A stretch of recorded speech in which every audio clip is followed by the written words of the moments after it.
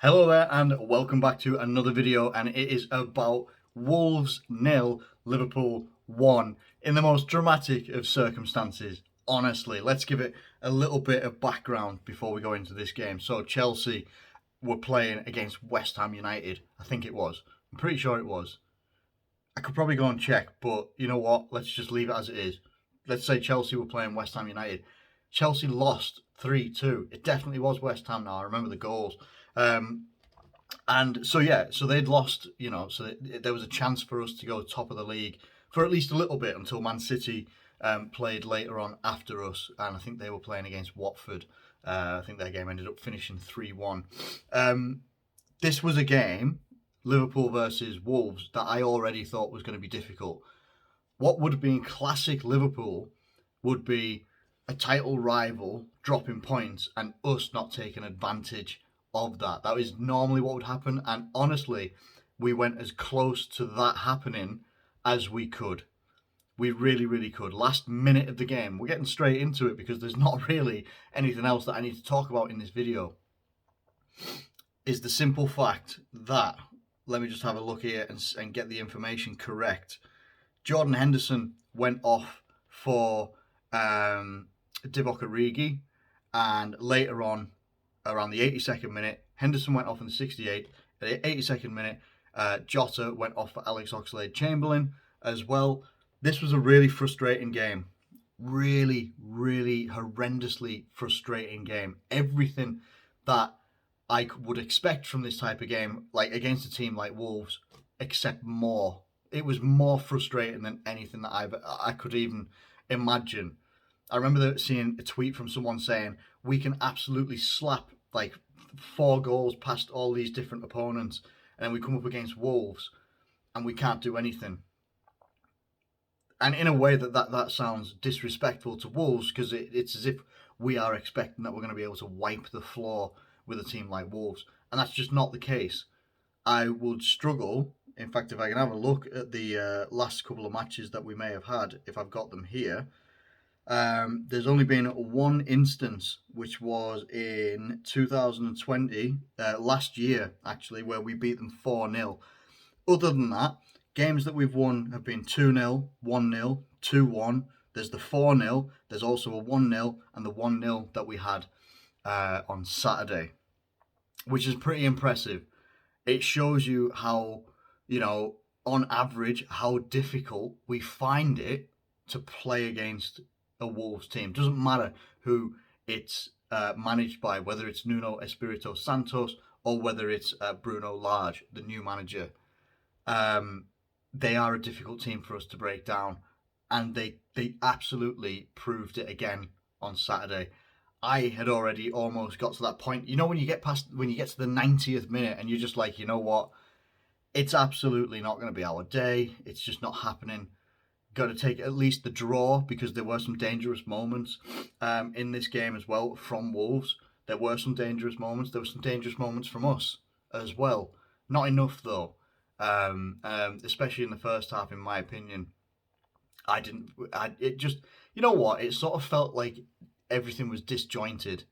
Like we weren't able to flow. We weren't able to get a string of passes going. We weren't able to get attacking moves flowing like we would like to. And as much as that could be down to us, that was also down to the disruption that Wolves put on us and the team. Like, they disrupted these movements. They disrupted our passing ability. They disrupted our ability to get in behind until the very last moment, when they had defended so well. And then Virgil van Dijk picks out numerous passes that he does like this. Numerous passes that Virgil van Dijk does like this, where he'll do that classic, what we would call the Gerrard diagonal, or Xabi Alonso diagonal, something like that, except we're getting it from Virgil van Dijk as well. We've got other players that are capable of it, of course we have. But coming from Virgil van Dijk, he does these all the time, whether it's mainly to Salah, but also he will do it out wide to Sadio Mane as well. Gets the perfect one over. Absolutely beautiful ball from Virgil van Dijk, with an exquisite touch from Mohamed Salah. A touch that 9 times out of 10, any other player, I would absolutely say, they're going to spoon that ball over the line and it'll go for a goal kick.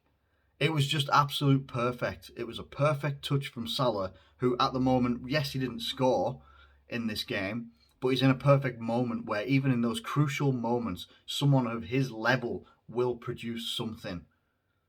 And that comes from Virgil van Dijk's pass, another world-class player, going to another world-class player in Salah, who is very, very unselfish in that situation, doesn't try and cut back himself and take the shot on, which someone like him in his form, you could expect him to do that, and maybe something good comes of it, maybe something doesn't. Instead, he takes that ball, hits it with that touch, runs onto it, doesn't take it first time, takes another touch, creates a little bit of space for himself to think, to look, passes the ball beautifully to Divock Origi, who touches it with his right foot, turns and hits it with his left foot in between the defender and the goalkeeper for 1-0 on the 90th minute plus 4 to win the game 1-0. And to say we were lucky in some respects, it probably would take the shine off of Divock Origi's moment here. He came on and he had like half an hour, maybe 25 minutes to play in this game. And he did what we've known Divock Origi to do. There have been plenty of people, and I will put my hand up and say me included, that would think that Divock Origi's time at Liverpool would have been over by now. That he was someone that was going to get moved on for his sake, and also maybe for the sake of Liverpool as well. But time and time again, no matter what our doubts and thoughts about Divock Origi are, he will pop up and he'll come up with goals that just no one else does. These aren't just like, all right, cool, these are all right goals and stuff like that. Every single goal Divock Origi seems to score over the last couple of years means something so much.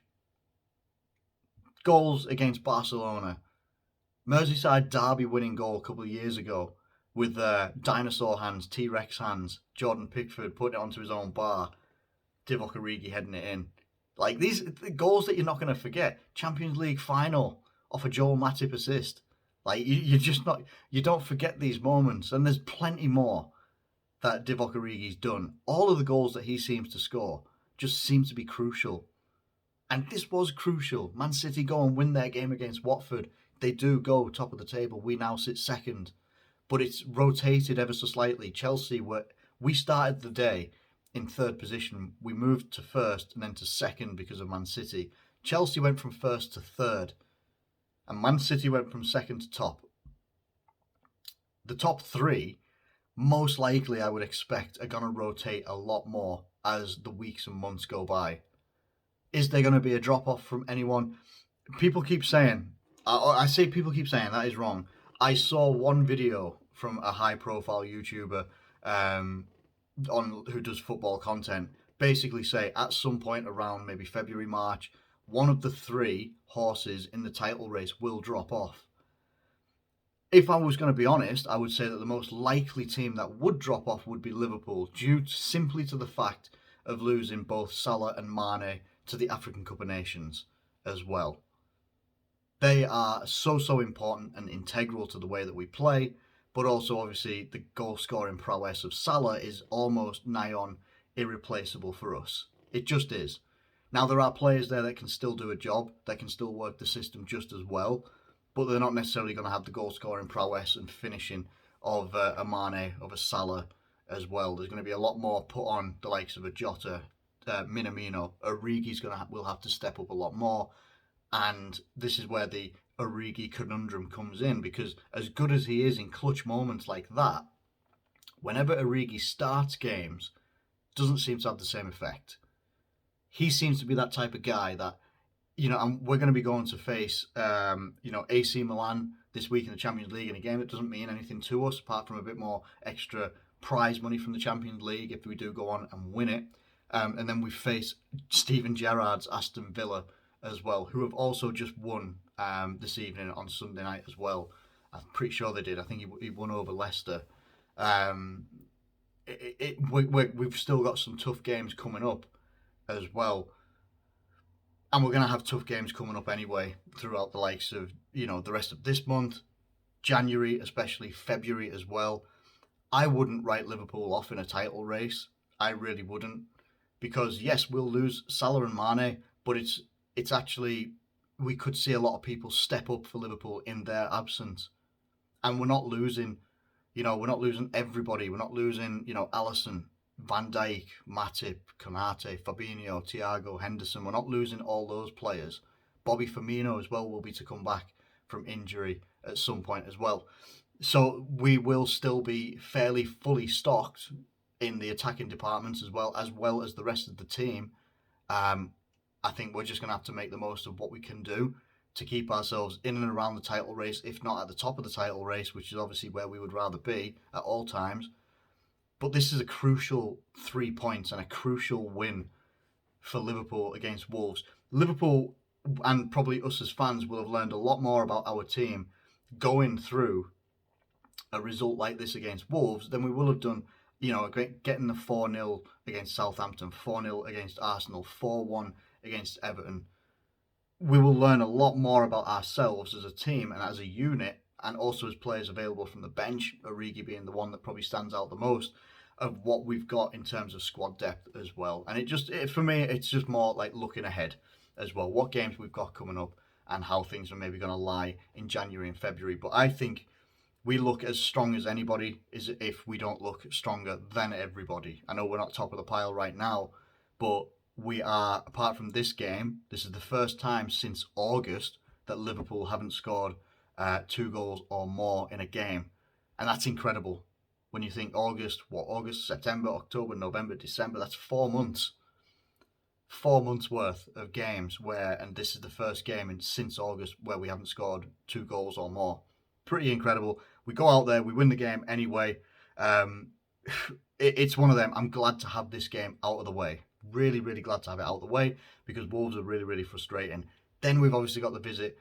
We go to AC Milan as well, and I can't remember if Aston Villa is at home or not. It is. It's a 3 o'clock kickoff on the 11th of December. Liverpool versus Aston Villa, welcoming Steven Gerrard back to Anfield at that point. I'm sure that's going to be some good talking point as well there, as he's gotten his managerial career off in the Premier League off to quite a good start so far. So anyway, that's my thoughts and feelings and just general things coming out of my mind onto this video about Liverpool versus Wolves, getting the victory, a vital victory as well, keeping us well in there and up there as part of the title race as well. Let me know what your thoughts were in the comment section below as well. And can we go, let's also forget a little bit about AC Milan, because it's not an important game, but can we take the visit of Steven Gerrard to Anfield, and can we make sure that we win that game as well? Thank you ever so much for watching this video. If you have enjoyed it, please do like it and subscribe if you're new around here.